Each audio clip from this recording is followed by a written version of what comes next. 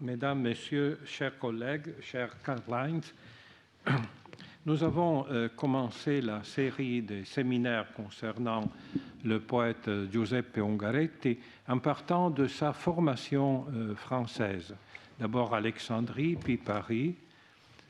Nous avons continué la semaine dernière en voyant quel est le rapport substantiel avec les arts, non seulement à la période des avant-gardes parisiennes qui ont été, comme Ungaretti le disait, ses compagnons de route, mais encore dans les dernières années de sa vie, je dirais d'une manière encore plus vive et profonde, avec Fautrier et Ponge et Jean Paulhan.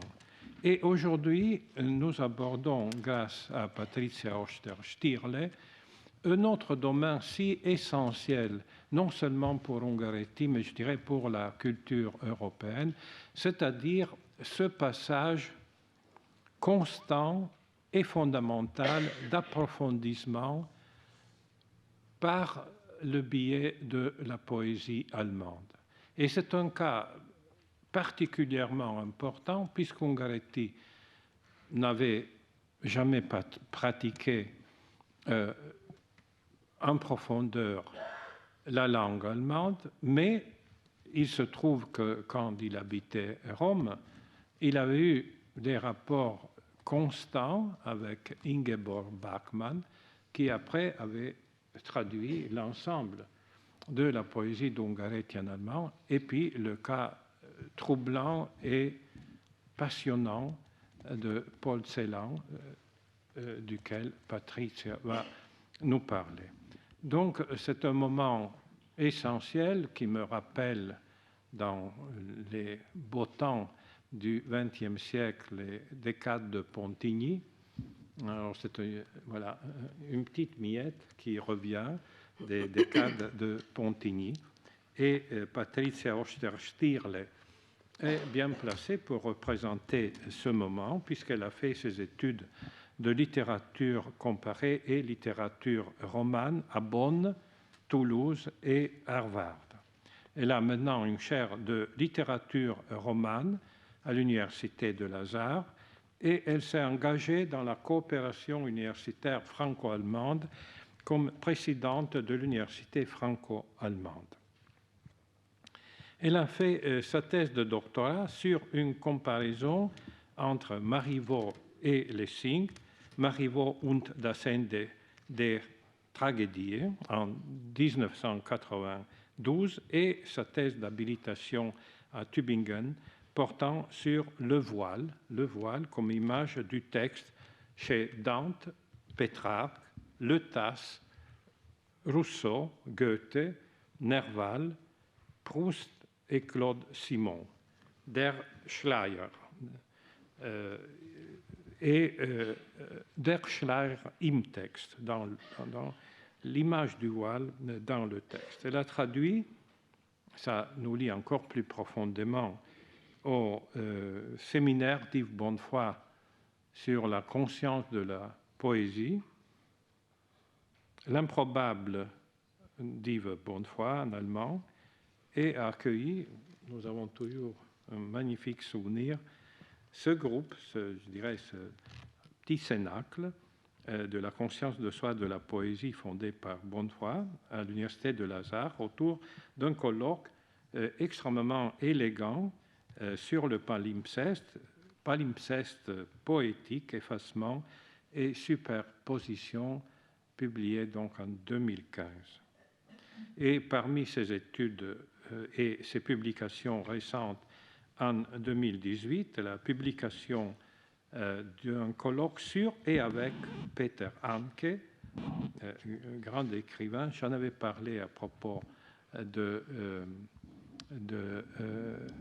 Port-Royal, hein, son Don Juan à Port-Royal. Peter Handke, Analyse du temps, et avec un essai qui met à côté, embrasse Peter Handke, Montale, Yves Bonnefoy. Et puis encore un autre colloque de Cérisy qui reste toujours un foyer important de notre réflexion.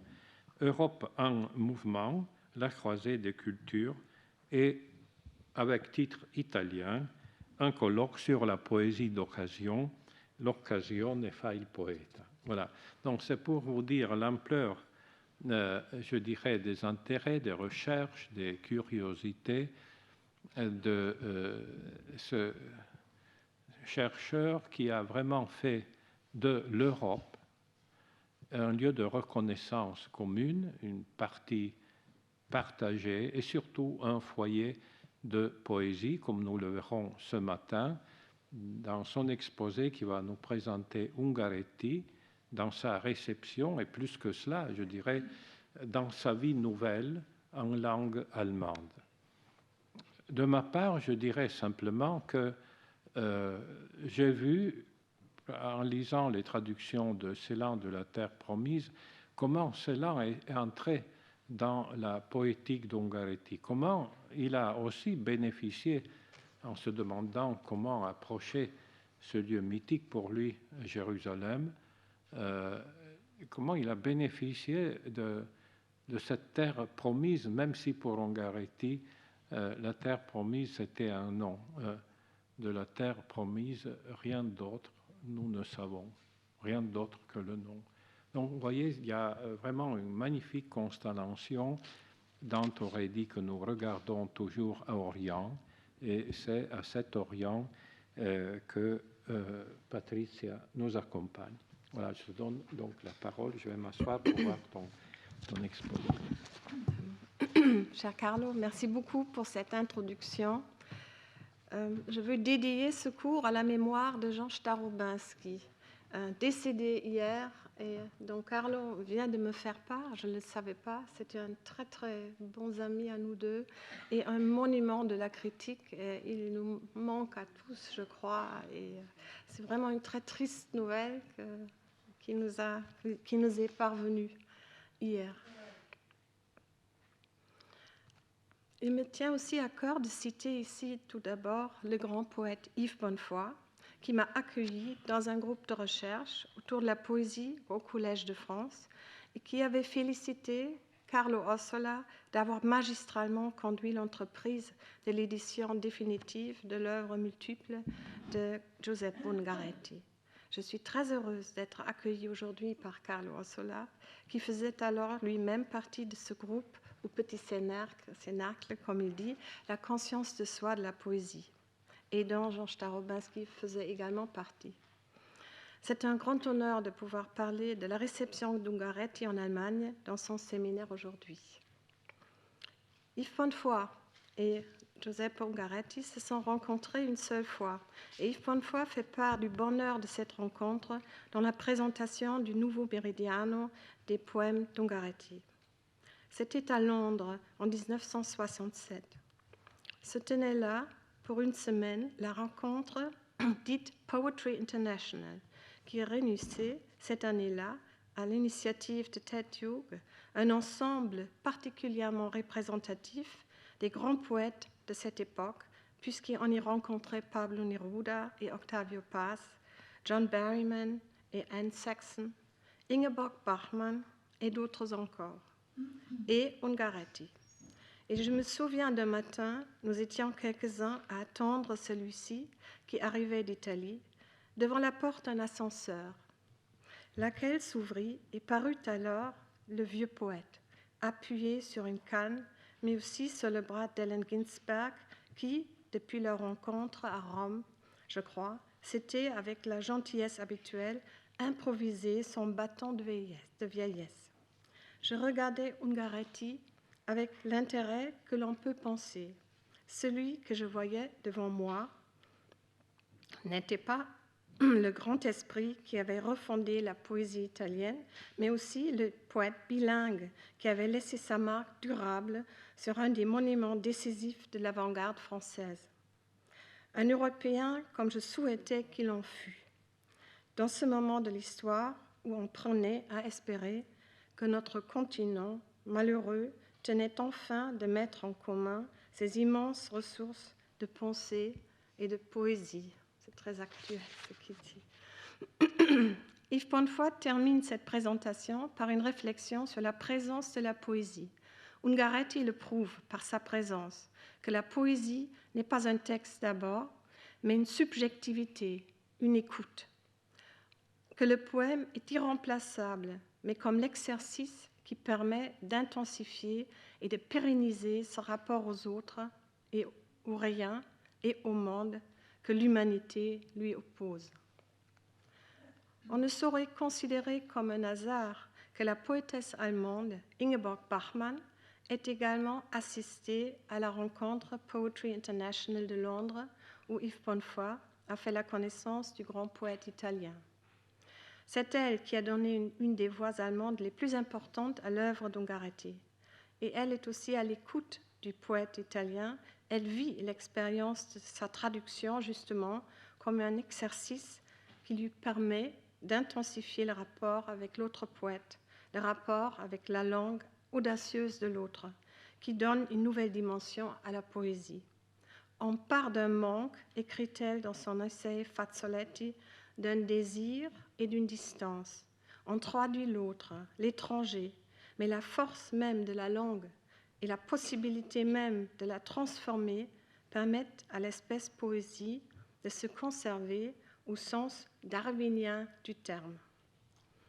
Sa traduction de Giuseppe Ungaretti est publiée en 1961 et s'inscrit dans une histoire de la réception allemande de l'œuvre d'Ungaretti que je me propose de vous présenter tout d'abord, avant d'étudier dans un second temps les traductions des poètes allemands Ingeborg Bachmann et Paul Celan, qui ont tous deux contribué au rayonnement européen de la langue universelle d'Ungaretti, comme l'a d'ailleurs si bien formulé Carlo Ossola dans son livre Ungaretti Poeta. Les lettres milanaises du poète allemand Rainer Maria Rilke, écrites à la duchesse Aurelia Galarti-Scotti entre 1921 et 1926, montrent à quel point la réception de la poésie d'Ungaretti est liée à sa présence en France. En France, où il a fait ses études, ici même, au Collège de France, avant la Première Guerre mondiale, puis où il est retourné en 1918, après la Grande Guerre. Car c'est à Paris que Rilke fait la connaissance des œuvres poétiques d'Ungaretti. Citation, « J'ai de beaux livres autour de moi. J'en ai un tel choix à ce moment, une telle abondance dans les lettres françaises. Et depuis que j'ai trouvé des contacts personnels, plein de sympathies réciproques. Avec la plupart de ces auteurs, mon intérêt a encore gagné en vivacité. Mais en Italie aussi, quel essor, et non seulement dans la littérature, mais dans la vie publique. Entre vos beaux poètes, on m'a beaucoup fait admirer, à Paris, Ungaretti. » Rilke a passé beaucoup de temps à Paris et a publié 2 cycles de poèmes en français en 1924 et 1926.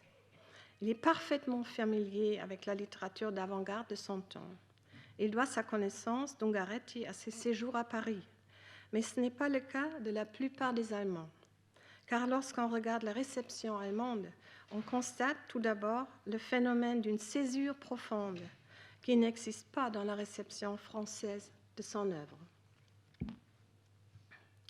Malgré son grand succès en Allemagne, l'œuvre de ce novateur de la poésie italienne se fait en effet connaître en Allemagne avec un grand retard.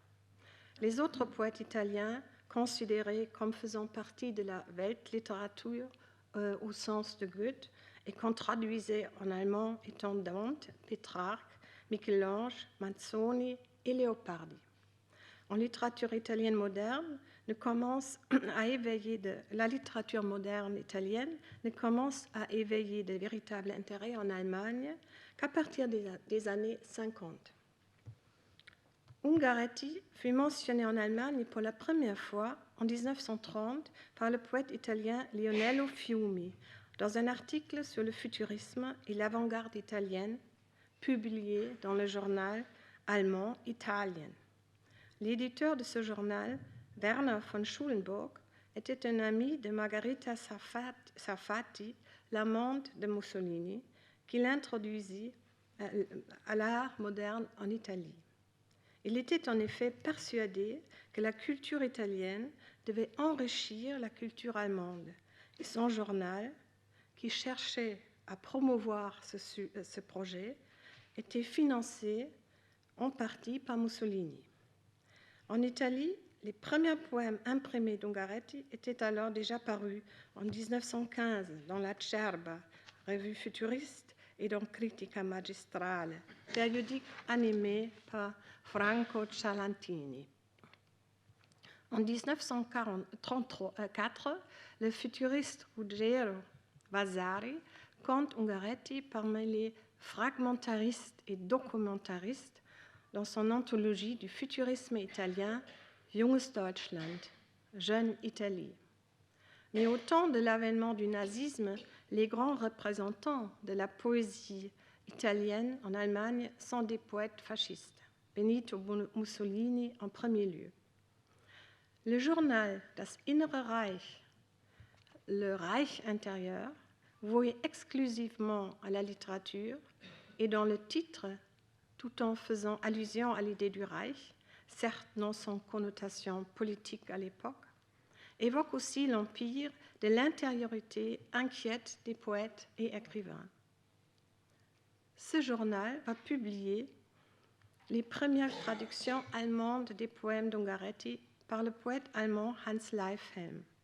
Celui-ci, émigré en Italie, était lecteur à Palerme et victime de la politique culturelle nationale socialiste par-delà les frontières, car il avait été frappé d'interdiction professionnelle et de publication en Italie à la demande de la Gestapo. Horst Denkler a souligné le rôle de Janus que le journal Das Innere Reich a joué au temps du nazisme. Car ces éditions, les éditeurs essayaient, tout en représentant la politique culturelle officielle, de s'ouvrir également aux poètes émigrés en Italie. Ainsi, il publie les traductions d'Ungaretti de Hans Leifhelm dès que l'interdiction de publication de ce dernier est levée.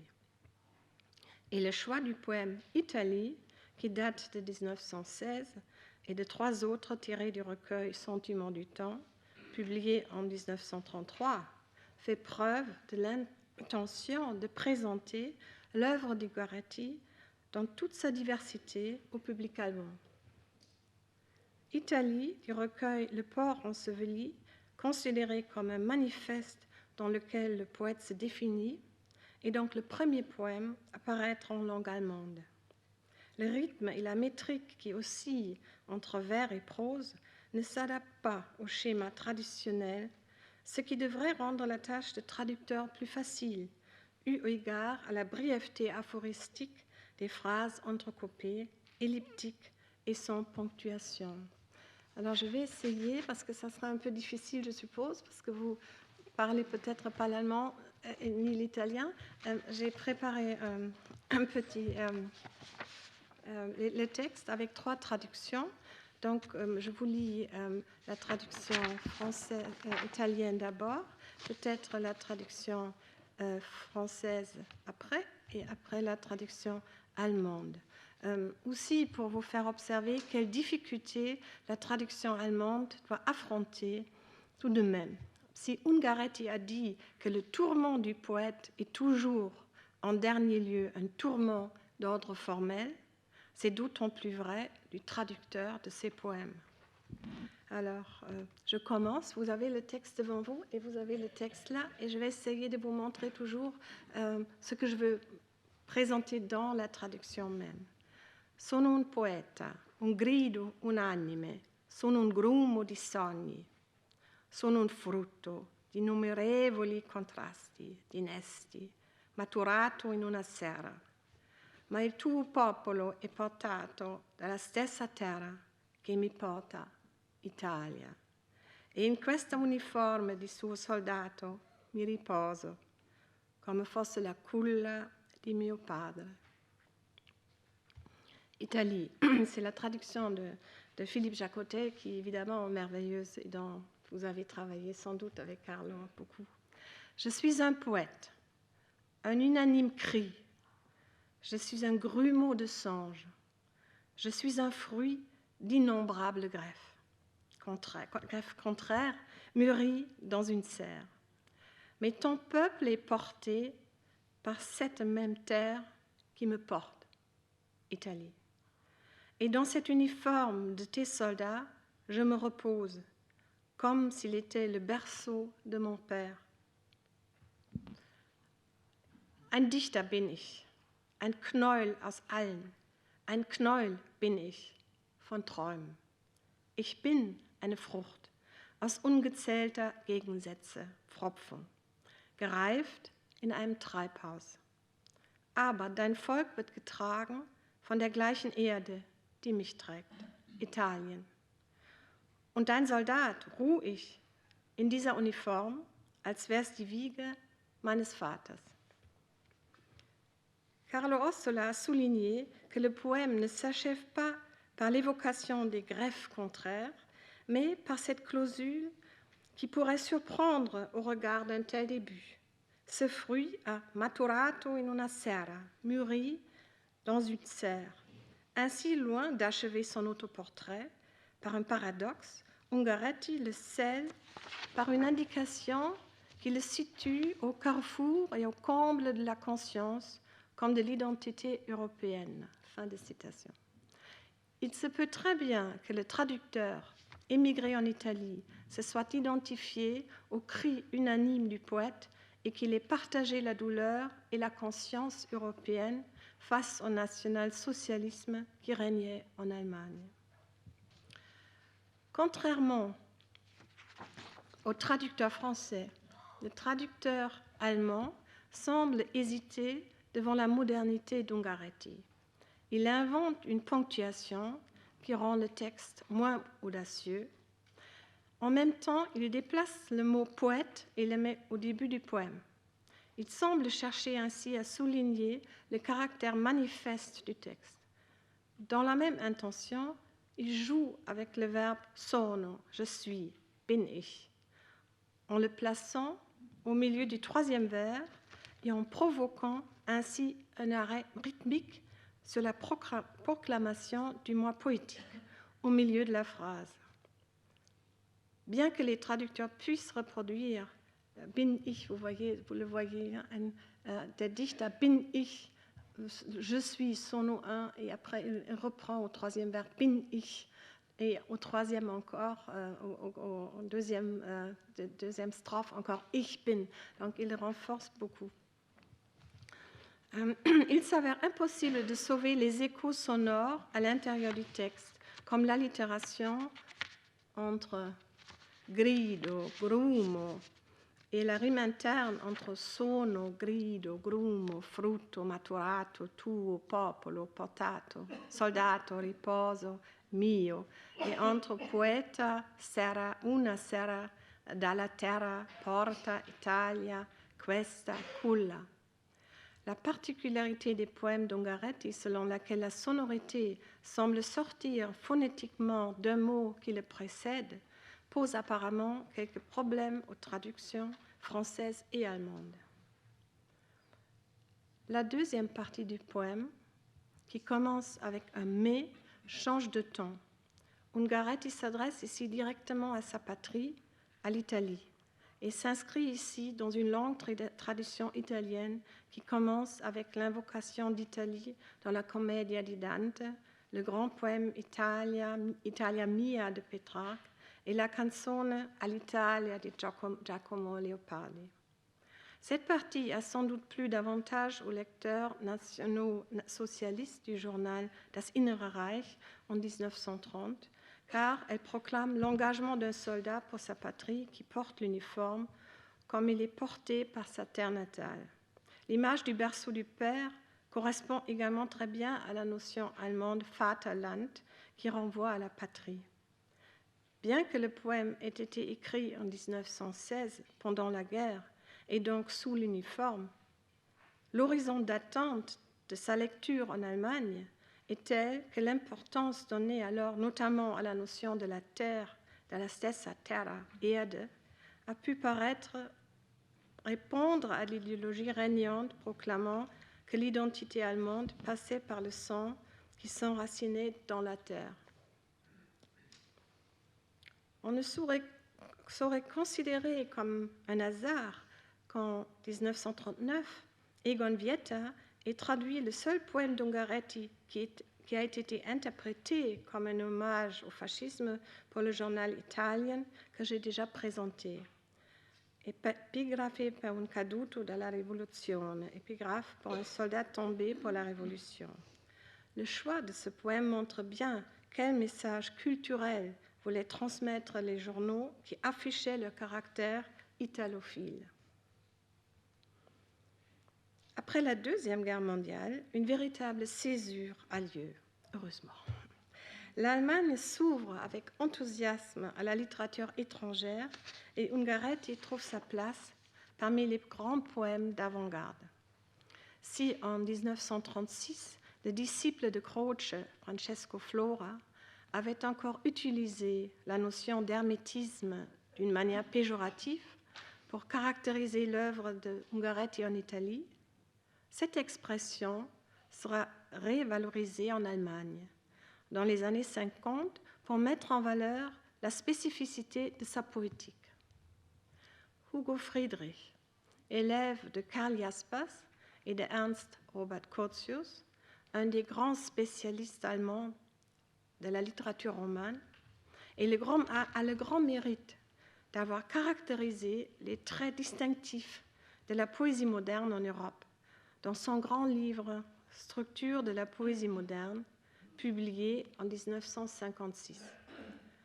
L'unité de la poésie européenne moderne, c'est d'abord pour Friedrich celle d'une origine commune, qu'il situe en France, chez Diderot et Rousseau, puis chez Baudelaire, Rimbaud et Mallarmé, beaucoup plus qu'en Angleterre ou en Allemagne. Le chapitre Obscurité, hermétisme de son livre est dédié à Ungaretti. Je cite du livre, « Il y a environ 30 ans, nous arriva d'Italie un mot nouveau pour désigner cette obscurité poétique, l'hermétisme. Employé tout d'abord dans un sens péjoratif, se référant implicitement à un occultisme confus. Ce mot fut bientôt utilisé dans le sens opposé. Il a donc une histoire sémantique ascendante, comme la plupart des termes qui ont désigné des groupes littéraires. Le plus intéressant est que l'hermétisme est devenu un concept bien établi dans la critique, qui accepte d'y voir l'un des traits fondamentaux de la poésie moderne. La poésie qualifiée d'hermétique est la forme italienne de la poésie pure. Fin de citation. Hugo Friedrich insiste sur le fait que le poème se transforme pour le lecteur en un nouveau réseau de signification. Il caractérise ainsi la poétique d'Ungaretti.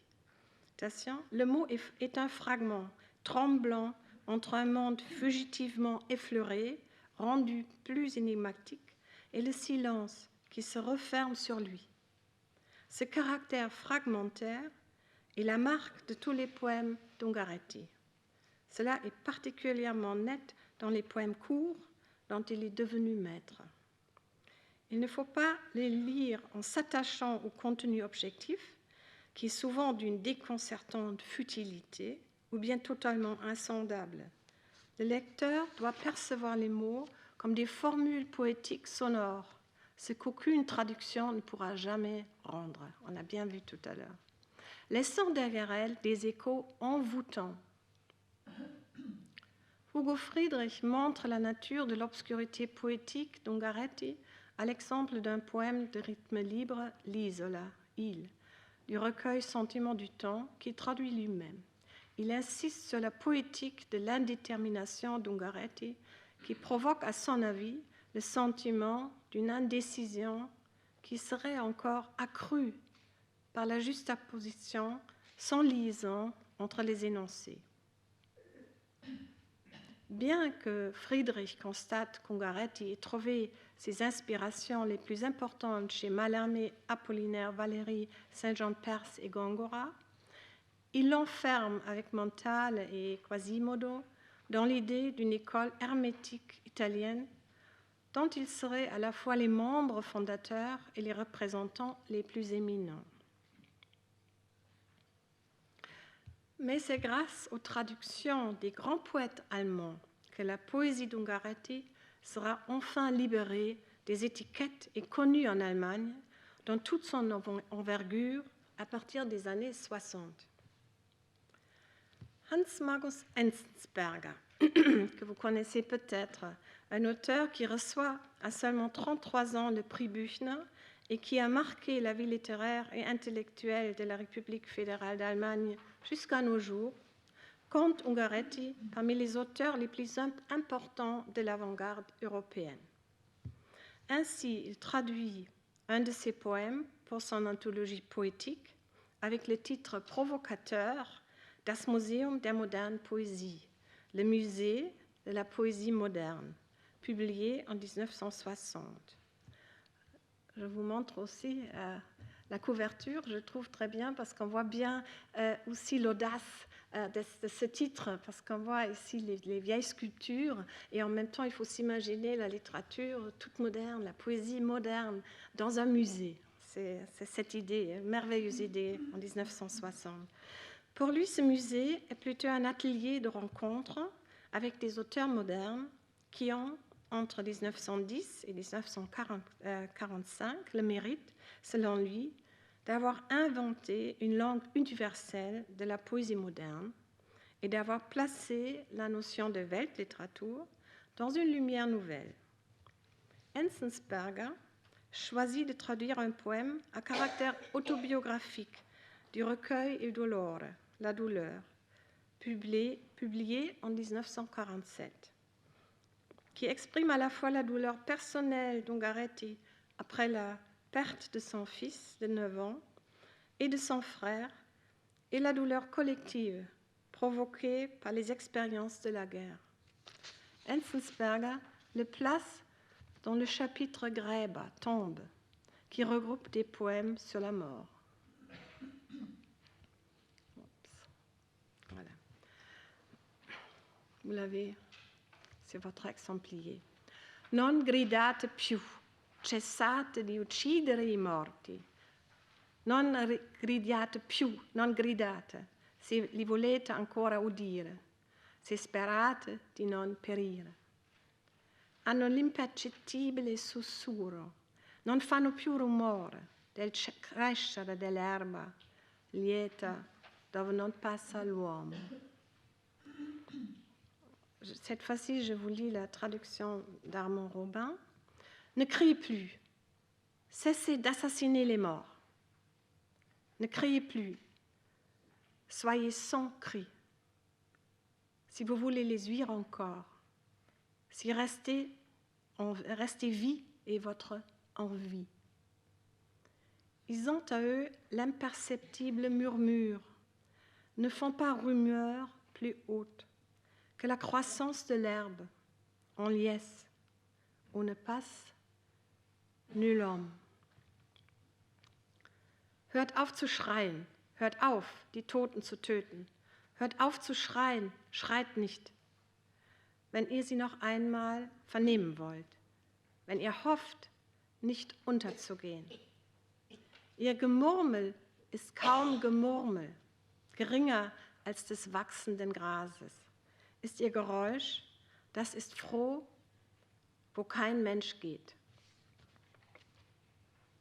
Enzensberger a défini le rôle du traducteur dans son texte Voix de fantôme. Voix de fantôme, traduction et imitation. Pour lui, le traducteur acquiert une connaissance approfondie de la fabrication d'un texte, de ses inventions merveilleuses et ses défauts secrets, de ses tours de magie, ses envolées techniques et ses tâches aveugles.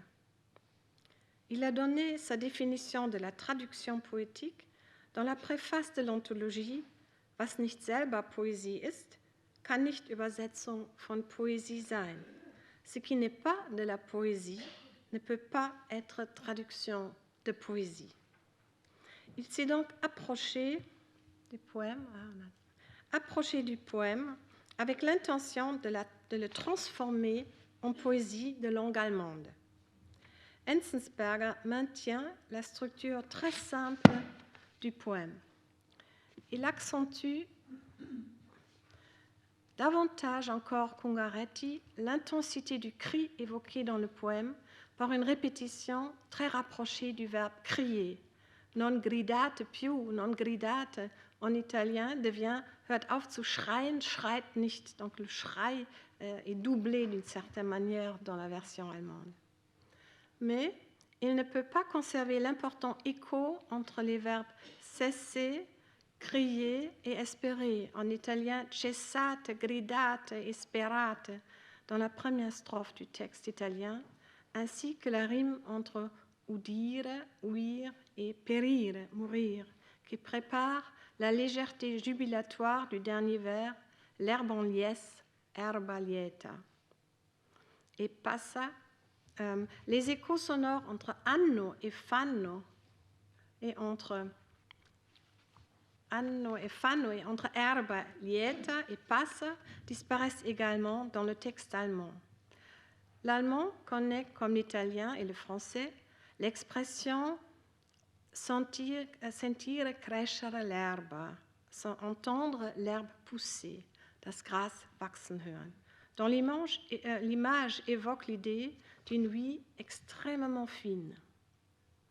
Enzensberger cherche un équivalent pour l'onomatopée qui suggère le son à peine audible de la croissance de l'herbe comme un murmure ou un chuchotement évoqué dans les mots sussurro et passa. Il renforce même l'effet onomatopéique en répétant le mot gemurmel dans le même vers. Ihr Gemurmel ist kaum Gemurmel. L'allitération de la consonne G dans geringer, moins, grâce, l'herbe, et le mot Geräusch, bruit, s'ajoute à cet effet sonore. Mais le choix du mot Gemurmel, murmurer, marmonner, au lieu de flüstern en allemand, pour traduire sussurro, chuchoter, susurrer, change le sens considérablement, car un chuchotement implique l'idée d'une communication à voix basse, des mots articulés à peine, tandis que le Gemurmel ne semble pas de l'ordre de la communication articulée, comme le serait un marmonnement, un murmure confus et incompréhensible. L'espoir d'une communication possible, aussi fragile soit-elle avec les morts, à laquelle le poème d'Ungaretti fait allusion, ne criez plus si vous voulez les ouïr encore, est ainsi dénié. Ceux-ci ne s'adressent plus en chuchotant aux vivants, ils s'enferment dans un son indistinct.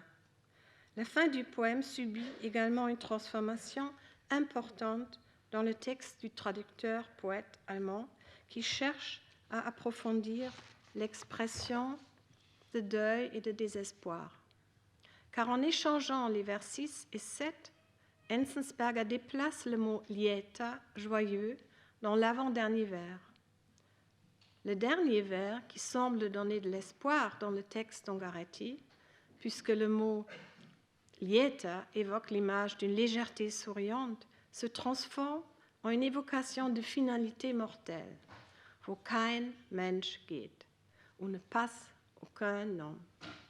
La traduction d'Enzensberger cherche à adopter le poème au lieu qu'il avait choisi pour lui, dans son musée de la poésie moderne, le chapitre Gräber, tombe.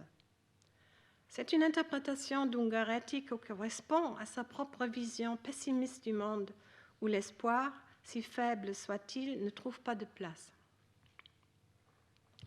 Si Enzensberger a défini son propre rôle de traducteur dans son essai Voix de fantôme, traduction et imitation, comme celui d'un égoïste fraternel qui cible ses victimes d'après ses propres préférences, il s'est avéré sans doute un tel frère pour Ungaretti. Enzensberger est convaincu que les poètes sont les seuls à maîtriser la langue avec la sensibilité spécifique nécessaire pour traduire un autre poème, puisque le traducteur est souvent obligé de créer un langage qui n'existe pas encore dans sa langue maternelle. Il place donc l'original du poème systématiquement à côté de l'adaptation poétique du traducteur. Enzensberger n'a pas traduit tous les poèmes lui-même.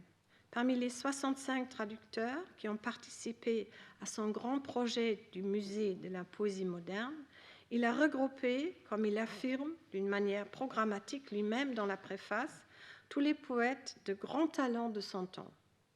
Parmi eux figurent bien sûr Ingeborg Bachmann et Paul Celan. Le premier poème de l'anthologie placé dans le premier chapitre Augenblicke, Instant, est la traduction du poème le plus connu d'Ungaretti, Mattina, par Ingeborg Bachmann. Ah voilà, là j'ai encore une photo de Enzensberger avec Ingeborg Bachmann qui était aussi très liée. Et voilà, Mattina, que vous avez déjà certainement étudié ensemble avec Carlo Ossola et qui est le plus connu, un des plus beaux poèmes du monde, je crois. Mattina, m'illumino d'immenso. Je m'éblouis d'infini. Ich erleuchte mich durch Unermessliches. Le poème d'Ungaretti inaugure comme un emblème le musée de la poésie moderne. Enzensberger confirme ainsi l'importance du poète italien pour toute la poésie moderne. Dans un monde de moins en moins intelligible, où tout était singulier, unique, éphémère, on avait besoin de structures ouvertes, non moins éphémères, d'un langage, pour ainsi dire, naissant, incertain, aussi flou, capable d'articuler le flux. Enzensberger ouvre son anthologie avec le chapitre Instant, Augenblicke, puisque l'instant est le lieu de la poésie par excellence. Le texte d'Ungaretti, Mattina, brille un instant, il ne tient rien et tout dans une atmosphère éclat, l'instant d'un cri jubilatoire, la subite découverte du monde et de soi. Il s'avère impossible pour les traducteurs de transposer l'extrême brièveté du poème. En italien, les pronoms personnels sujets ne sont utilisés. En italien, les pronoms personnels sujets ne sont utilisés que lorsqu'on veut insister sur la personne, car la terminaison du verbe suffit en général. Ce n'est pas le cas pour l'allemand, ni pour le français d'ailleurs. L'allemand ne connaît pas non plus l'élision des pronoms réfléchis devant les verbes pronominaux indiqués par une apostrophe. La traductrice Ingeborg Bachmann est donc obligée de transposer les 4 premières syllabes du premier verbe m'illumino en 3 mots, en donnant ainsi beaucoup plus de poids au mot lyrique. Ich, encore souligné dans une rime intérieure entre ich, je, et les pronoms personnels mich. Ich erleuchte mich. C'est le cas aussi au deuxième vers qui comporte également une élision que la grammaire allemande ne permettrait pas. Le texte allemand ne peut donc pas reproduire l'extraordinaire parallélisme en 2 vers en italien, parallélisme qui s'établit à la fois sur le plan phonologique et graphique.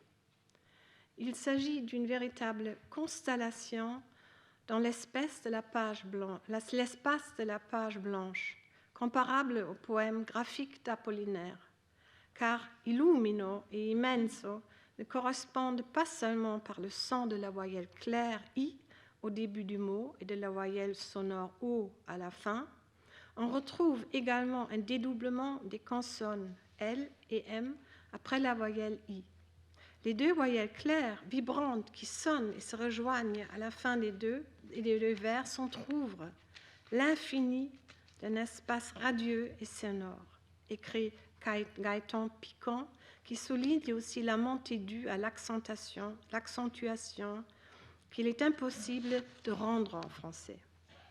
Un autre problème pour la traduction est posé par l'expression immenso.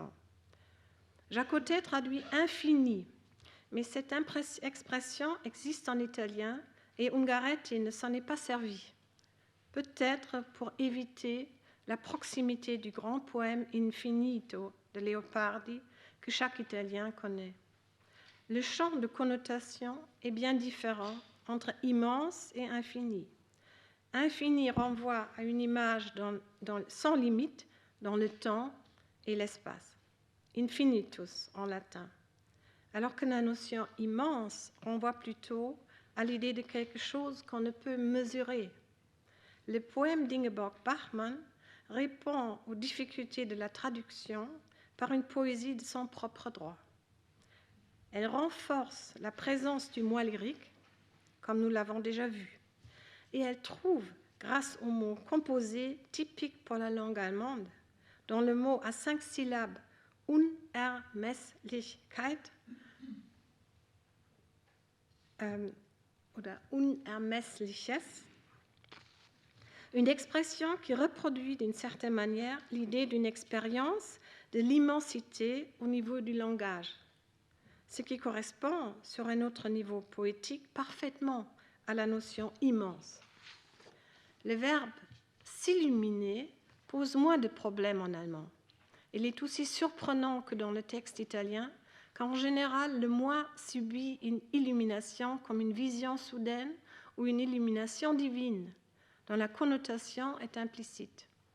L'invention poétique d'Ungaretti consiste en la transformation du verbe transitif illuminer en un verbe pronominal réfléchi, m'illumino, tout comme ich erleuchte mich, sont des néologismes qui permettent d'exprimer une nouvelle forme d'expérience du moi lyrique et de l'homme en général, une fusion avec le monde.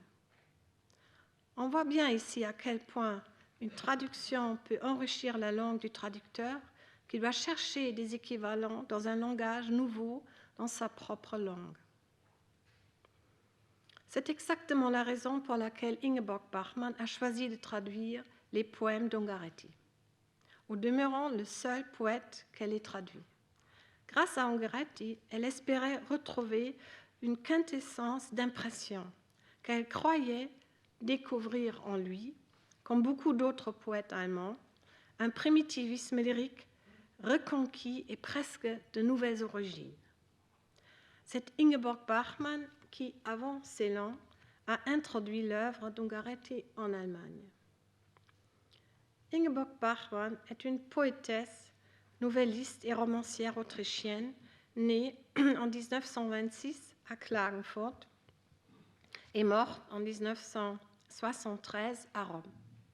Elle fait des études de lettres et de philosophie. Sa thèse de doctorat en philosophie porte sur la réception critique de la philosophie existentielle de Martin Heidegger. Comme Hans Magnus Enzensberger, Celan et beaucoup d'autres écrivains germanophones après la guerre, elle fait partie du groupe 47. Elle reçoit le prix du groupe 47 pour son premier recueil de poèmes, Le temps en sursis, Die gestundete Zeit, en 1953, et le prestigieux prix Büchner en 1964. À travers ses poèmes, elle cherche, conformément à l'objectif du groupe 47, à renouveler le langage pour construire un monde nouveau. La traduction assume un rôle important pour elle, car elle anime les réflexions sur les possibilités et les limites du langage.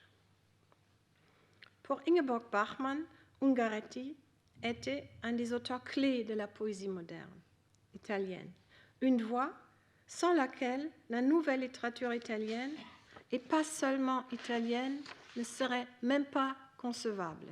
Fin de citation.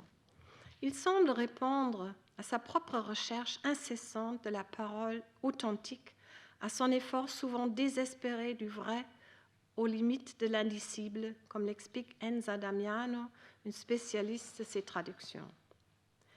Ingeborg Bachmann écrit des poèmes jusqu'en 1957 seulement. Pendant la longue période de silence qui perdure au-delà jusqu'à 1964, elle se consacre entre autres à la traduction des poèmes d'Ungaretti. En 1961, elle explique son propre détournement progressif de la parole poétique dans un entretien. « Je n'ai rien contre les poèmes, mais vous devez bien comprendre qu'on puisse être remonté contre eux. Je soupçonne les mots, le langage. Approfondissez ce soupçon grâce auquel un jour, quelque chose de neuf pourra naître. Sinon, rien ne pourra jamais plus naître. » Fin de citation.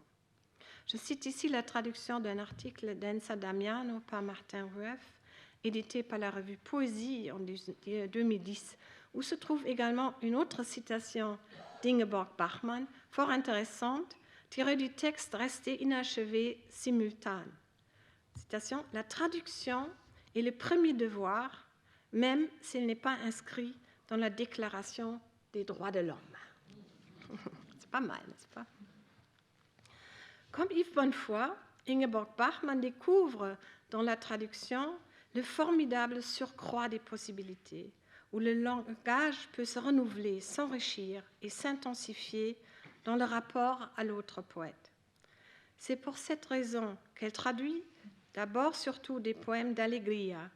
38 de ses premières traductions proviennent de ce premier recueil. Bachmann elle-même a expliqué son choix dans la postface des traductions. On trouve dans les premiers poèmes les tons et les gestes les plus neufs, ainsi que toutes les nouvelles possibilités qu'Ungaretti devait découvrir dans sa langue. Pour donner une impression de la relation particulière entre les deux poètes, je veux citer ici un texte de souvenir, écrit probablement après 1970, faisant partie du Nachlass de la succession d'Ingrid Bachmann, publié dans la revue Poésie et traduit par Claude Lutz. En 1961, après avoir traduit en allemand le premier choix des poèmes d'Ungaretti, je fis la connaissance du grand vieil homme. J'avais évité cette rencontre le plus longtemps possible. Je n'avais même pas répondu aux 2 merveilleuses lettres qu'il m'avait envoyées parce que je craignais que mon italien imparfait pût l'effrayer ou attirer sa méfiance. Sans doute aurais-je dû me dire que nul mieux qu'Ungaretti comprendrait qu'il faut se sentir chez soi dans sa propre langue pour pouvoir mener un poème d'une rive à l'autre. Ma crainte du mostro sacro de la poésie italienne se dissipa dans un des rires légendaires d'Ungaretti. C'est pour ça que je vous ai donné beaucoup de photos de ces rires légendaires d'Ungaretti. La première chose que j'ai entendue de lui, ce ne sont donc pas ses paroles, mais son rire. Son rire. Si je devais dire aujourd'hui, ou des années plus tard, à des gens qui ne l'ont pas connu, ce qu'était le trait prédominant de l'homme Ungaretti, ce qu'il avait de plus impressionnant chez lui, je dirais d'abord et toujours, sans hésiter, sa générosité. Personne ne savait offrir comme Ungaretti. Personne ne savait gâter autrui comme lui. Jamais je ne l'ai quitté sans avoir de lui un cadeau en main, une plume verte, un cadeau longtemps désiré. Aller manger avec lui ou voyager pour se rendre à un congrès, cela signifiait aussi être continuellement entouré de ses soins. Rien n'était pas trop bon pour autrui. Le plus grand cadeau, Ungaretti me le fit un jour à Fiumicino. Je ne sais toujours pas aujourd'hui comment il fit pour remarquer que j'allais mal, mais il insista pour m'amener tôt le matin de l'hôtel à l'aéroport et pour attendre avec moi le départ d'un avion qui ne devait s'envoler finalement que le soir. C'est ainsi qu'il perdit toute la journée dans le vacarme infernal de l'aéroport, prenant soin de moi. Il chercha une salle un peu à l'écart, fit apporter du champagne, s'entoura de mystères et apporta 4 porte-bonheur qui depuis m'accompagnent toujours, chez moi et dans mes voyages, parmi lesquels un ancien porte-bonheur chinois qu'il avait reçu de Jean Poulon et que, pour cette raison, je ne voulais pas accepter. Mais Ungaretti dit, pour me calmer, « Moi, je n'ai plus besoin de rien. J'ai eu tout ce que je voulais. Mais vous avez encore besoin de quelque chose et tout ceci doit vous protéger. » C'est un très beau texte qui fait vivre Ungaretti, encore une fois. Bachmann commence à traduire la poésie d'Ungaretti entre 1959 et 1960, période lors de laquelle elle vivait à Rome de manière temporaire avant de s'y installer définitivement en 1965. Elle s'identifie avec le poète italien parce qu'elle voit en lui surtout un fils d'immigré de Luc, né à Alexandrie en Égypte, un étranger, ce qui correspond à sa propre condition qu'elle évoque dans une note biographique.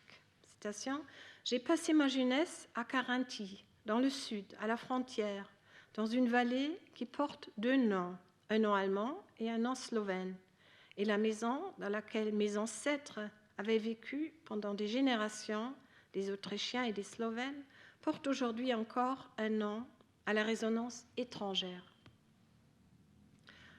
Avec les poèmes d'Ungaretti, traduits par Bachmann, écrit le germaniste Hans Höller, on se trouve au cœur de l'expression de la blessure, Verwundung, et de la déchirure, Zerstörung.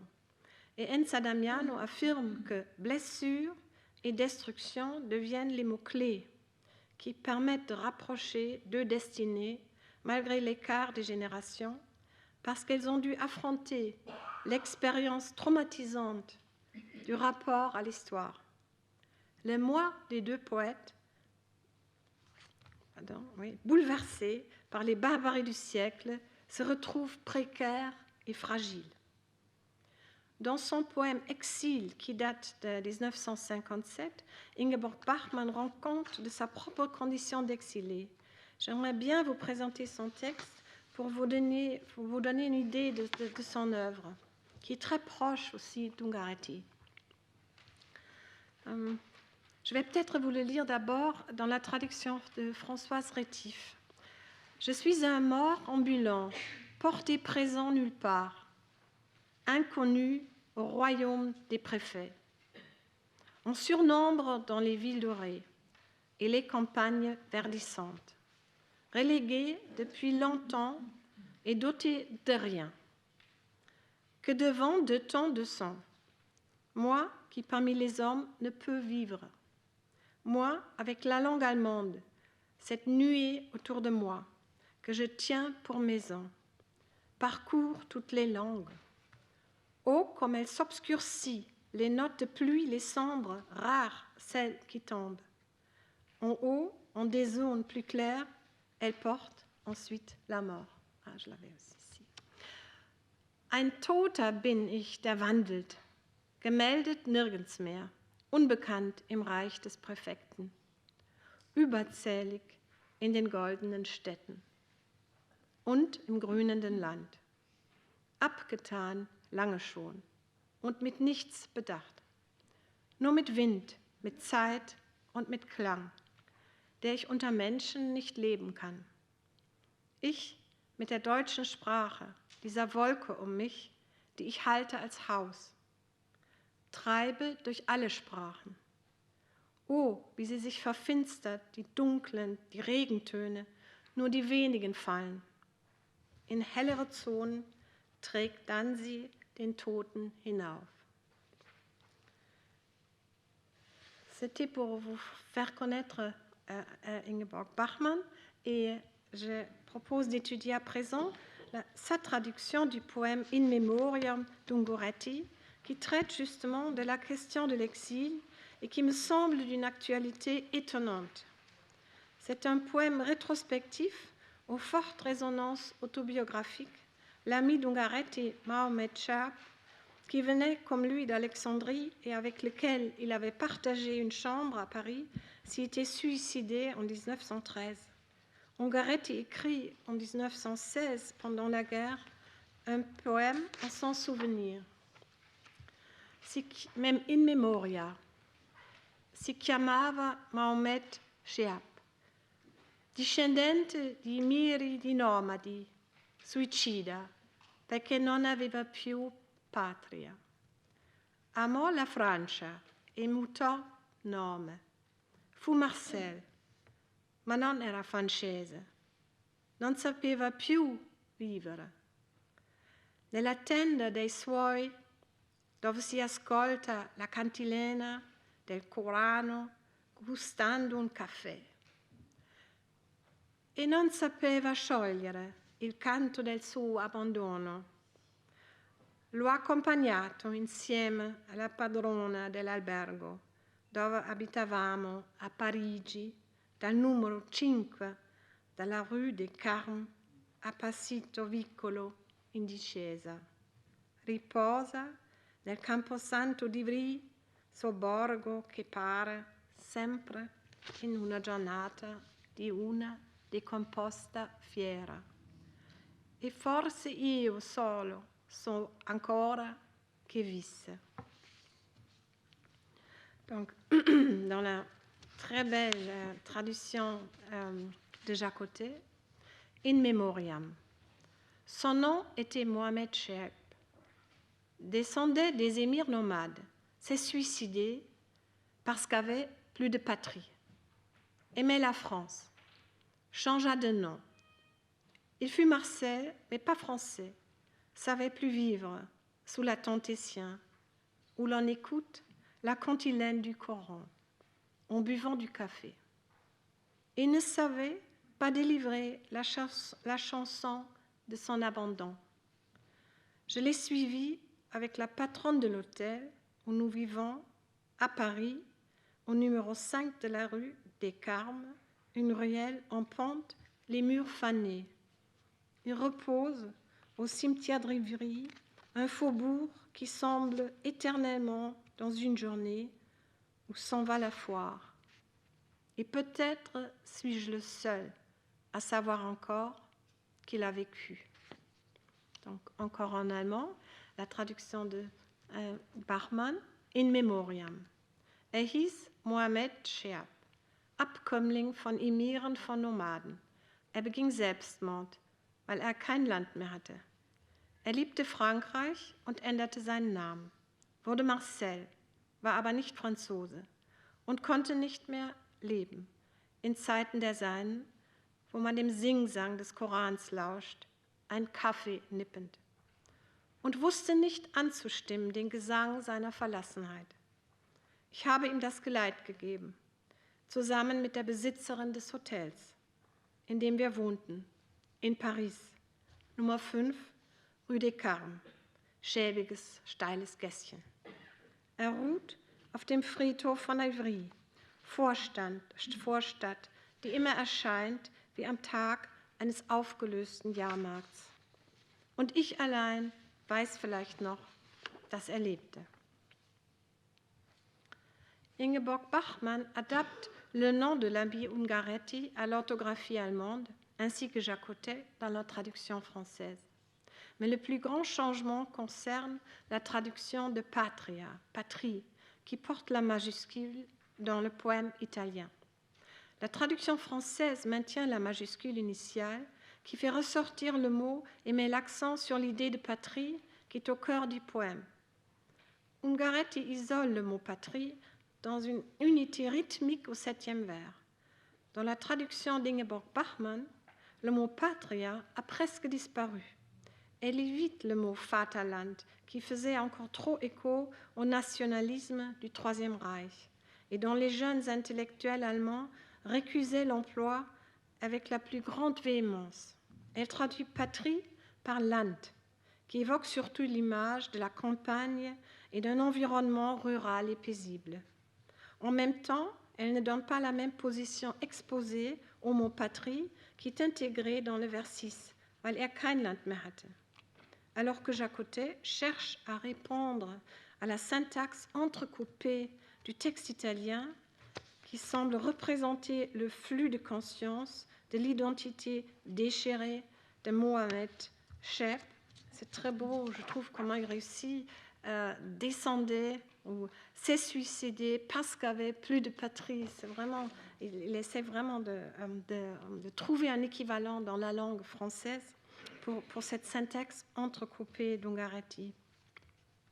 Le texte d'Ingeborg Bachmann évite à plusieurs reprises la possibilité d'entrecouper la syntaxe. Elle tend même à harmoniser le texte. Mais en même temps, elle trouve dans des correspondances étonnantes, il se trouve des correspondances étonnantes avec son poème Exil. Le poème d'Ungaretti est un tombeau poétique pour son ami qui se sentait privé de patrie malgré tous ses efforts de s'adapter et pour lequel la vie n'était plus possible ni en Égypte ni en France. Non sapeva più vivere. C'est la poésie qui lui tiendra désormais lieu de patrie grâce au poème d'Ungaretti qui sait vivre et chanter dans la langue italienne. Dans son propre poème Exil, Ingeborg Bachmann se sert presque de la même formule. Moi qui parmi les hommes ne peux vivre. Vous vous souvenez qu'on a vu le poème. Ich, der ich unter den Menschen nicht mehr leben kann. Elle mourra à 47 ans, brisée par l'alcool et des médicaments. À la politesse allemande, c'est la langue allemande qui tient lieu de maison, mais contrairement à Ungaretti, qui trouve sa patrie dans la langue italienne, elle a l'impression de courir dans toutes les langues, car la langue allemande est aussi la langue des crimes nazis. C'est pour cette raison que la langue allemande s'obscurcit pour les sombres notes de pluie qui tombent dans son poème Exil que je viens de citer.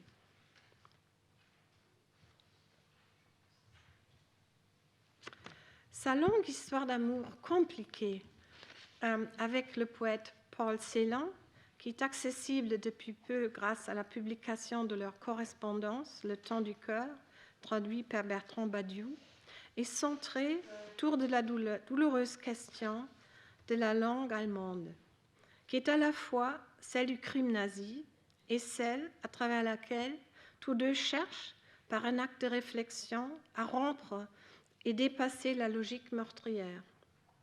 Yves Bonnefoy se souvient dans un essai repris dans Le nuage rouge d'un entretien avec son ami Paul Celan, où il était justement question de la langue en exil. Je cite Yves Bonnefoy, « J'entends encore Paul Celan me dire « C'était chez moi, une après-midi, et nous étions venus à parler de la peinture, de l'architecture romane. Vous, il s'agissait des poètes français occidentaux, êtes chez vous dans votre langue. Vos références, parmi les livres, les œuvres que vous aimez. Moi, je suis dehors. »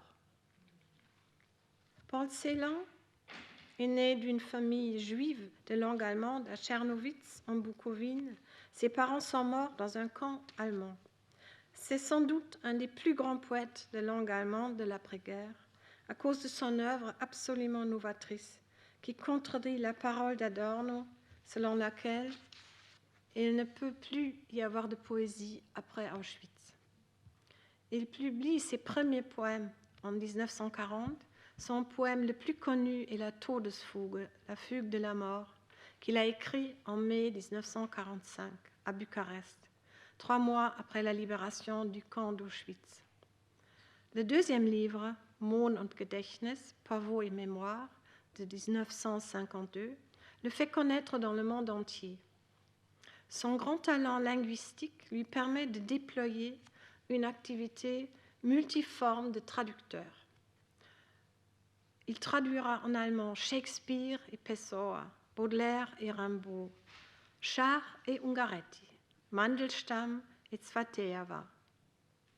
Il fera de l'allemand une toile de fond, une sorte de palimpseste, selon l'expression de George Steiner, qu'il ne cessera jamais d'enrichir par l'apport de mots, de nuances et d'atmosphères issues d'autres contextes culturels, comme le formule Enzo Traverso dans son livre Histoire déchirée, essai sur Auschwitz et les intellectuels. Pour Celan, lecture, traduction et son propre travail de poète ne sont pas séparables. Alors qu'Ingeborg Bachmann avait choisi de ne traduire que les premiers recueils du jeune Ungaretti de 1914 et 1916, Celan va traduire 5 ans plus tard, en 1967, que ses dernières œuvres, La Terre promise de 1950 et Il carnet du vieillard de 1969. L'annonce de la traduction est programmatique.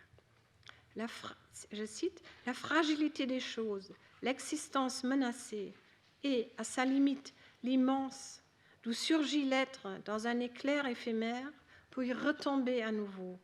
C'est l'expérience qui a conduit Ungaretti à écrire ses poèmes après la Première Guerre mondiale. Une langue à l'étroit, face à la défaite, que de mots isolés évoquant signes et constellations. Les poèmes d'Ungaretti ne sont plus personnels que les poèmes d'aujourd'hui. La mémoire est le sujet de ces cycles tardifs, La Terre promise et Le carnet du vieillard. Elle a la même fonction que le poème, rendre l'absent présent comme absent. Ungaretti se sert du mythe, de la métaphore, pour évoquer la terre promise. Il réussit à évoquer les expériences, les dernières émotions du vieillard dans la solitude résistante, le désert de l'oubli, dans un langage de la plus grande simplicité et limpidité. Fin de citation. Dans une édition facsimile de la première édition des traductions de Celan, qui date de 2006, on peut observer une relation presque fusionnelle, et vous le voyez déjà sur la couverture que je vous montre ici, une relation presque fusionnelle entre le texte imprimé des poèmes d'Ungaretti et les traits de la main de Celan, qui inscrit sa traduction directement dans le texte italien. La rencontre de ces deux poèmes sur la page blanche fait penser au discours que Celan a prononcé lors de l'obtention du prix Büchner en 2060, appelé Les Méridiens. Un texte sur la poésie, véritable profession de foi, où Celan proclame que la poésie, comme la langue originaire adamique, est universelle, sans frontières, une utopie de la transparence, capable de communiquer à toute l'humanité. Ce discours figure en premier dans le premier numéro de l'importante revue de poésie L'Éphémère, et je cite Celan dans la traduction d'André Duboucher. Le texte est très compliqué, c'est du Celan en fait. Le poème est tendu vers un autre, éprouve la nécessité d'un autre, une nécessité du vis-à-vis. Il le débusque sans trêve, s'articule allant à lui. Toute chose, tout être, comme il chemine vers l'autre, sera figure, pour le poème, de cet autre. Le poème tend, dans quelles conditions, au poème de tel qui, à nouveau, et sans trêve, prend garde, fait face à ce qui apparaît, et interroge, et interpelle ce qui apparaît. Il devient dialogue. Il est souvent dialogue éperdu. C'est dans l'espace d'un tel dialogue que la chose interpellée se constitue autour de moi, qui l'interpelle et lui donne nom. Elle peut se rassembler, mais convertie du fait de cette dénomination, aussitôt en un toi, elle introduit dans la présence son altérité. Même dans cette présence ici du poème, le poème tient toujours à cette présence ponctuelle, unique. Dans sa proximité immédiate, même, elle concède à l'autre une parcelle de sa vérité, le temps de l'autre.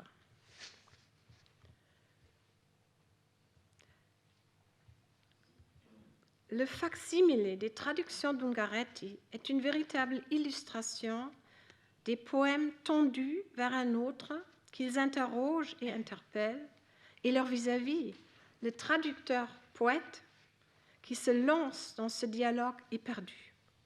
Face à la présence de l'altérité du poème à traduire, qui lui concède une parcelle de sa vérité. Je vais vous montrer, malheureusement on le voit très mal, mais un peu vous pouvez voir comment il a inscrit vraiment son texte dans le texte d'Ungaretti.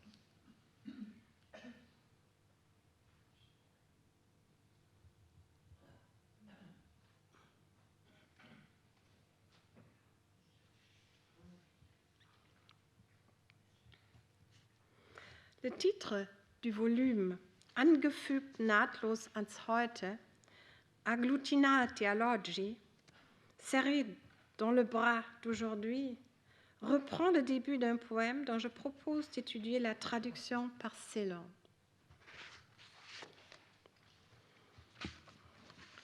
Ultimi cori per la terra promessa, agglutinati all'oggi, i giorni del passato e gli altri che verranno. Per anni e lungo secoli, ogni attimo sorpresa nel sapere che ancora siamo in vita, che scorte sempre come sempre il vivere, dono e pena inattesi, nel turbinio continuo dei vani mutamenti. Tale per nostra sorte il viaggio che proseguo, in un battibaleno, esumando, inventando, da capo a fondo il tempo, profugo come gli altri, che furono, che sono, che saranno. Les ultimes cœurs pour la terre promise, serrés dans les bras d'aujourd'hui, les jours passés, ceux qui viendront. Oh, durant des années longues comme des siècles, à tout instant, ce coup au cœur, vivre encore, interminablement, je le sais, dans le courant torrentiel qui s'écoule, choyant, meurtrissant tour à tour, parmi les remous, les vains changements. Tel est mon sort, le voyage que je poursuis. Chaque battement de mes paupières, exhumant, réinventant de fond dont comble le temps. Éternel fugitif comme ceux qui furent, qui sont, qui seront. C'est dans la traduction de Francis Ponge, qui est assez libre.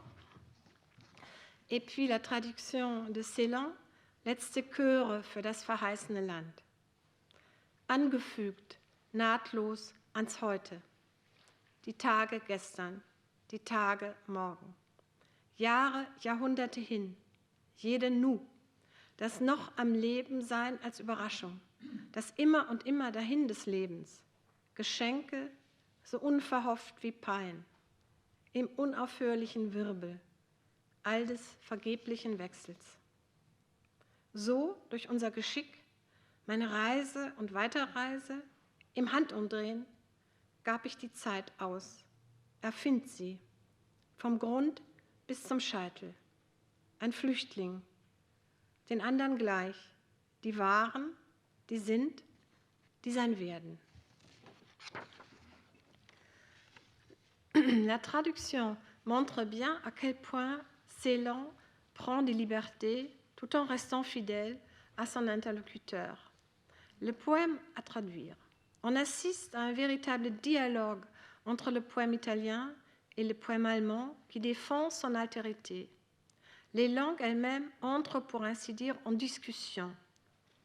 Dans la traduction de Celan, les jours du passé ne semblent pas être accolés aux jours du présent, comme c'est le cas dans le texte italien. Ils y sont ajoutés, angefügt, adjoints, comme on le dirait en allemand, d'une fugue en musique. Et évidemment, on pense aussi à la fugue de la mort de Celan en ce moment-là. Mais cette image est contournée par l'adjectif nahtlos, sans couture, qui met en avant une négation et profite de la possibilité de la langue allemande de créer des mots composés par l'agrégation de 2 ou 3 mots. Les 2 vers suivants insistent sur l'opposition entre passé et futur dans un parallélisme d'une extrême brièveté qui donne l'impression d'une coupe nette sans aucun lien. Die Tage gestern, die Tage morgen. ce qui n'est pas le cas dans le texte italien. Dans la deuxième strophe, Celan se sert d'une nominalisation et répond à Ungaretti en surexploitant les mots composés, soulignés encore par des traits d'union. Il crée ainsi des néologismes, das noch am Leben sein, l'être encore en vie, et das immer und immer dahin des Lebens, le toujours et toujours passé de la vie. Les mots composés permettent à Celan de créer une fluidité qui confronte avec des coupes nettes à l'intérieur du poème, comme par exemple dans le vers de Tage gestern, die Tage heute, morgen. Car Celan ne change pas l'idée du poème sur la notion du temps comme dimension de notre être. Comme Ungaretti, il évoque la subjectivité du temps qui n'existe que dans l'esprit et qui provoque, surprend et comble l'homme à chaque moment de sa vie d'une manière différente. Interpellé par le texte d'Ungaretti, Celan répond par un poème de son propre droit, qui trouve dans la langue allemande ses ressources propres, im Handumdrehen, en un tour de parole. Pour achever ces réflexions sur la réception d'Ungaretti en Allemagne, j'aimerais vous présenter encore un autre artiste allemand, le peintre Gotthard Graubener, renommé par son utilisation de la couleur connue pour ses monochromes et ses coussins imbibés de couleurs qu'il a appelés Kissenbilder. Je vous montre quelques photos. Voilà, c'est Gotthard Graubener et c'est Kissenbilder. Vous voyez, là, on voit comment il est produit. C'est comme vraiment un coussin imbibé de couleurs. Et il est très célèbre en Allemagne. Ses œuvres sont exposées aussi bien au Bundestag et au château de Bellevue. Là, vous voyez le château de Bellevue avec Angela Merkel devant un de ces peintures de Graubener. Là, vous avez une autre salle avec une autre peinture de Graubener. Et là aussi.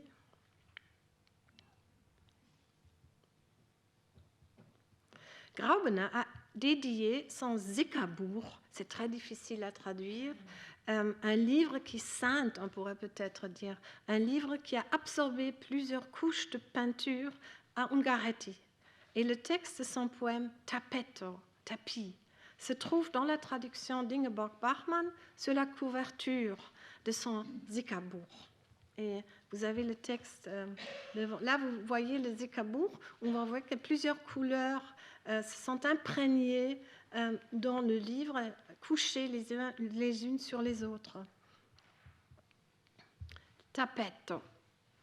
Ogni colore si espande e si adagia negli altri colori. Per essere più solo se lo guardi. Tapis. Chaque couleur s'étend à son aise et s'installe au milieu des autres couleurs, pour être, si vous la regardez, plus seul. Et Ingeborg Bachmann traduit: Jede Farbe breitet sich aus und gibt sich auf in den anderen Farben, einsamer zu sein, wenn du hinsiehst. Le texte italien, tu vas peut-être me corriger, Carlo, permet à mon avis deux lectures du dernier vers. Per essere più solo, se lo guardi, ce que Ingeborg Bachmann a traduit, pour être plus seul encore si tu regardes. Mais aussi une autre lecture, peut-être. Per essere più solo, se lo guardi. Pour être ou pour exister mieux, à condition que tu la regardes. C'est la suggestion d'un autre traducteur allemand, Hanno Helbling. Il dit besser allein zu sein, wenn du sie ansiehst, pour être mieux seul si tu le regardes. Pour être toi-même davantage seulement si tu le regardes.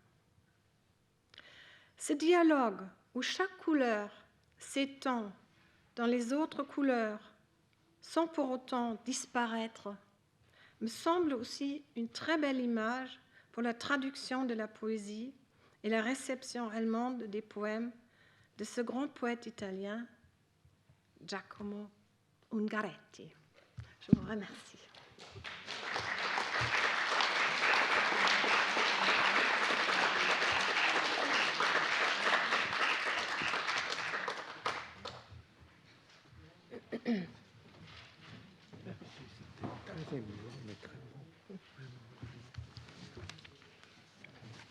Je suis très reconnaissant à Patricia Osterstierler pour cette lecture si profonde de la poésie d'Ungaretti au long du XXe siècle, en commençant en effet par Rilke.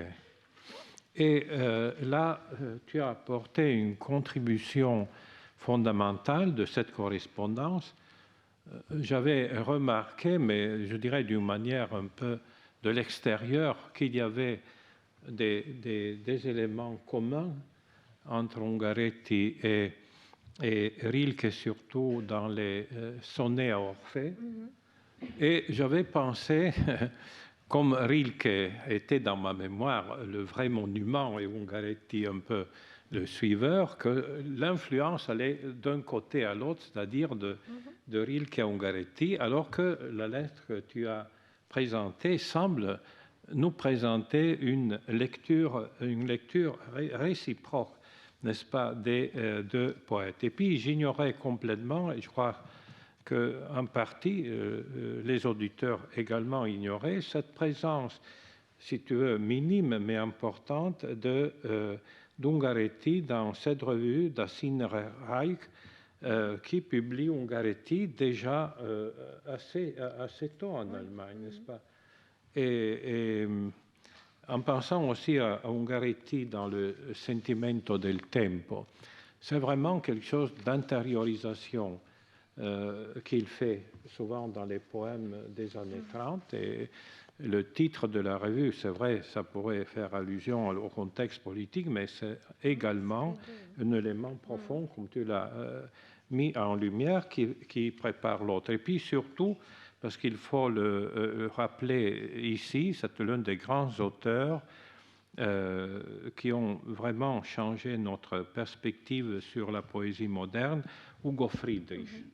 Vraiment, là, c'est un auteur fondamental et la couverture de l'édition allemande est très émouvante parce qu'elle crée une constellation d'auteurs dans lesquels on reconnaît la plupart des auteurs qu'Ungaretti avait ou bien traduits, ou bien lus, ou bien cités dans ses essais critiques. C'est une couverture manifeste presque.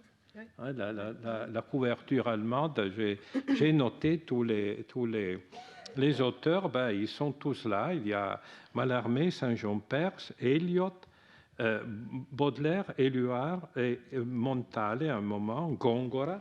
Góngora aussi, c'est l'auteur cher à Ungaretti.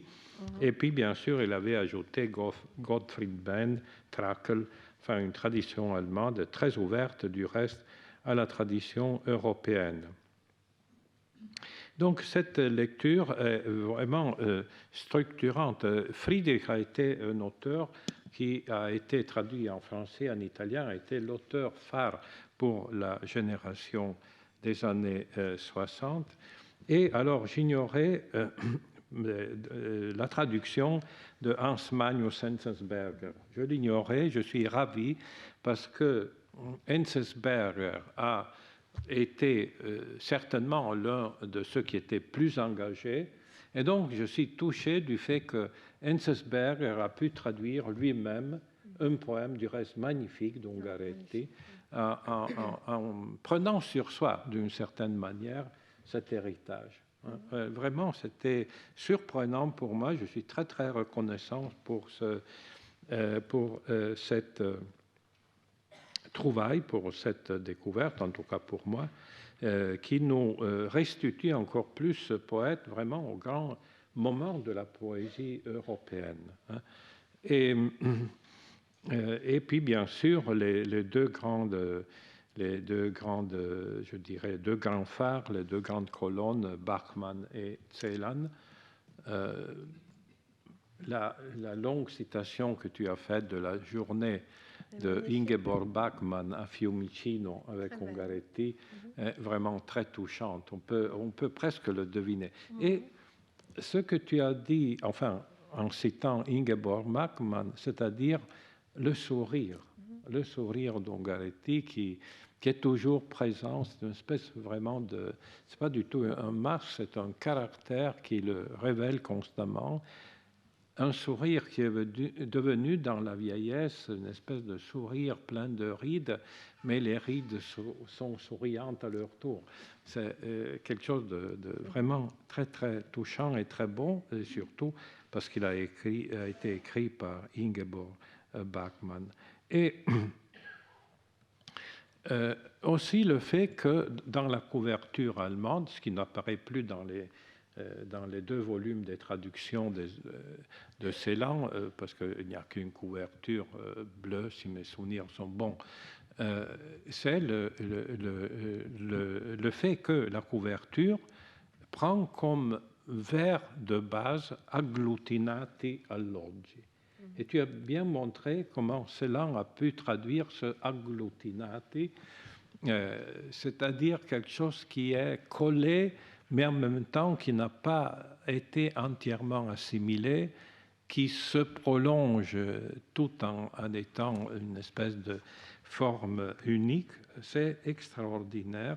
La traduction angefügt, c'est également très très forte, surtout en pensant au poème même, n'est-ce pas, de Celan. Et donc, je pense qu'il y a là vraiment une contribution fondamentale, je dirais presque au-delà de la poésie d'Ungaretti, pour la conscience européenne de la poésie. Pour la conscience européenne de la poésie. Heureux d'apprendre que dans la page de couverture de Friedrich, il y avait Gottfried Benn, qui fut traduit après par des poètes italiens très importants, et qui était un peu, comment dirais-je, l'auteur secret de Sereni, de Giudici, qui se référait à lui comme une espèce de point de référence. Alors, il y a une circulation magnifique de cette tradition, et comme en France, nous venons d'écouter la belle conférence sur Fautrier, comme en France, en Allemagne également, un grand peintre se réfère à Ungaretti avec cette composition des premières années. Ce n'est pas une composition des années dernières d'Ungaretti, mais des premières années tapées au tapis. Dans cette double traduction, tu as remarqué quelque chose de très fondamental. Je pense qu'il sera difficile de trancher parce qu'en italien, colore est masculin. Donc, le sujet est aussi, si on veut, masculin, donc on ne peut pas trancher. Est-ce qu'on répand les couleurs sur les autres couleurs pour faire de sorte qu'on soit celui qui regarde plus seul, ou si cette couleur qui est répandue sur les autres, elle est faite comme ça pour être mieux isolée. Oui. Alors, comme l'italien, c'est masculin dans les 2 cas, ce qui n'est pas pour le français, parce que, évidemment, le sujet est... le sujet neutre est masculin alors que couleur est féminin, eh bien là, enfin, la tension se fait plus grande, et je pense que cette belle intuition montre comment les auteurs contemporains ont pu tirer profit, pour ainsi dire, du fait que les couleurs conservent, pour ainsi dire, une espèce de valeur matricielle tout en étant composées ou mélangées. Et j'avais annoncé, mais puis je ne l'ai pas fait, j'avais annoncé du reste une analyse des couleurs dans le tout premier Ungaretti, notamment quelques termes comme isonzo d'asfalto azzurro. Déjà pour le français, j'ai vu les traductions. Est-ce qu'il faut traduire goudron azur ou asphalte azur? Il y a les deux. mais on voit très bien qu'il avait cette conscience d'une couleur forte qui s'assombrit, un peu comme chez Dante. Et tu as aussi remarqué dans l'un des poèmes de Bachmann cette langue allemande qui s'assombrit, n'est-ce pas? Des gouttes, hein. Voilà, donc il y a beaucoup d'éléments qui sont communs, surtout le terme exil, qui revient constamment chez Ungaretti, même dans les derniers chœurs de la terre promise. Et je crois qu'il faut toujours, comme tu l'as dit magnifiquement, passer par la langue de l'autre pour mieux comprendre la sienne. Et là, nous avons eu vraiment une leçon remarquable de finesse, de profondeur, de passage entre les langues. Je me permets de dire que même avec les difficultés du pronom personnel et du sujet, qui peuvent multiplier en effet la longueur du vers, donc ta lecture du texte allemand était d'une sonorité si douce qu'on aurait rêvé d'avoir Ungaretti, poète en langue allemande. Non, réellement, hein, c'était une lecture, je dirais, comme on dit pour l'anglais, d'Oxford, une lecture, je ne sais pas alors pour l'Allemagne quelle serait la ville qui donnerait cette lecture, mais je ne sais pas, la Weimar de Goethe ou je ne sais pas. Hein. Probablement, oui. Mais une lecture qui rassemble profondément. Hein. Quand vous entrez dans le domaine de la poésie, les langues offrent, je dirais, la partie la meilleure d'elles-mêmes. Hein. Cette espèce de sonorité douce qui venait du rythme de la poésie allemande, et même les répétitions de Celan. La manière que tu l'as lu, cette immer und immer, et ça te fait entrer doucement avec une espèce de, je dirais, Ungaretti dirait de cantilène, Gustan, donc a fait immer und immer, etc. Ou alors, toujours dans les mêmes traductions, zurück und zurück, etc. Tu avances doucement à l'intérieur d'une langue et d'une profondeur. Et encore une fois, vraiment, je te remercie beaucoup. Et comme tu as commencé par l'évocation de notre grand maître et ami Jean Storobinsky, je pense qu'il aurait été content de t'écouter.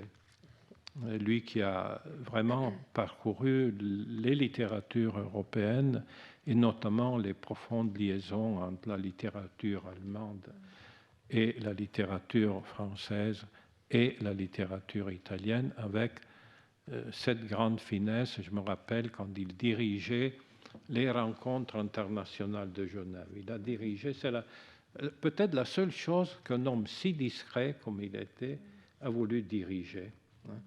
Après, ça a été notre ami Georges Niva également. Mais enfin, les années de Storobinsky, c'était vraiment quelque chose qui n'existe plus, retrouvé d'une manière familiale, comme Ungaretti dans cet hôtel, Bonnefoy dans cet hôtel de Londres où il rencontre Ungaretti une seule fois, je sais pas. Hein. C'était vraiment cette manière belle de se retrouver humblement dans une confiance réciproque, une sympathie réciproque, en sachant que pour la plupart, les thèmes des rencontres internationales de Genève étaient suggérés 2 années à l'avant par Jean même, par Jean Storobinsky. Donc voilà, nous perdons beaucoup, mais des petites flammes ressurgissent grâce à ta leçon. Et il faut en être reconnaissant. Donc nous avons encore quelques minutes pour reprendre les fils de ce magnifique exposé.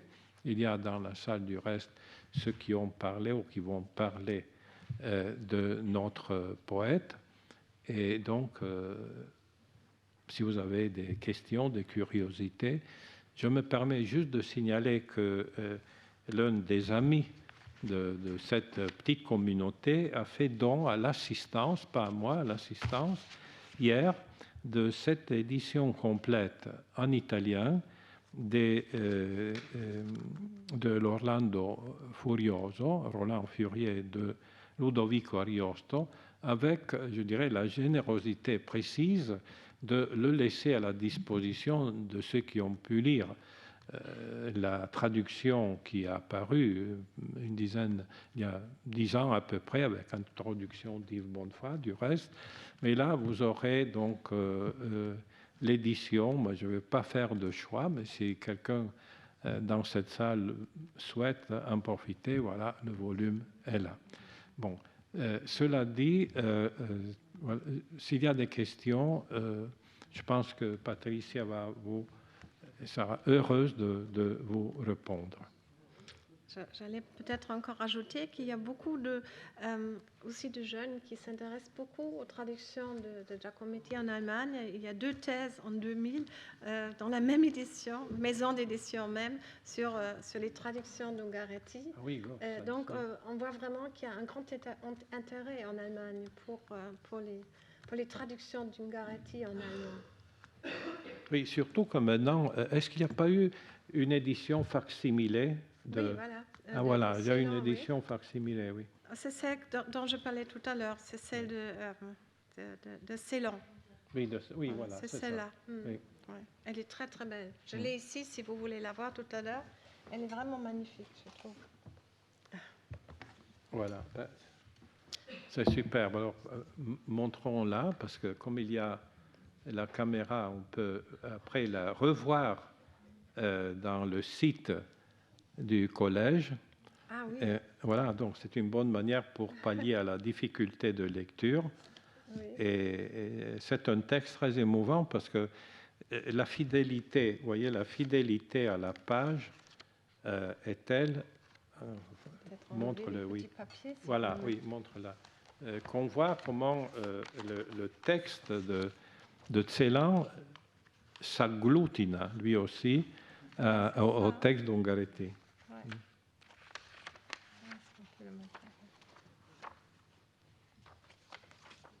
Mais c'est surtout ici où on le voit le mieux, parce que les autres... On a beaucoup de voilà, c'est ça, oui.